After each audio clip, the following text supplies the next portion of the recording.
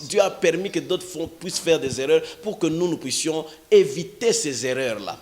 Et aujourd'hui, les erreurs de ton père, Dieu a permis ça pour que toi, tu dises, je ne dois pas faire ci, je ne dois pas faire ça. Ce n'est pas pour que tu puisses relater aux autres les erreurs de ton père. C'est ce que les fils de Noé avaient fait. Il a trouvé son père ivre, nu. Quand il est sorti de là, il est allé annoncer à ses frères.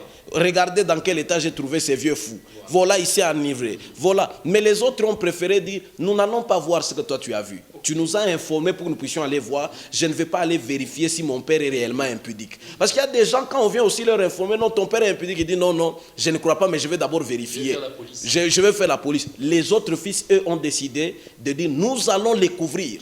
Nous n'avons pas besoin de savoir si tu l'as trouvé, si ce que tu as vu est vrai, si ce que tu as vu est faux. Mais avant d'aller vérifier, nous prenons d'abord un habit pour le couvrir. Même s'il a d'autres habits, ces manteaux que nous allons ajouter va faire quelque chose.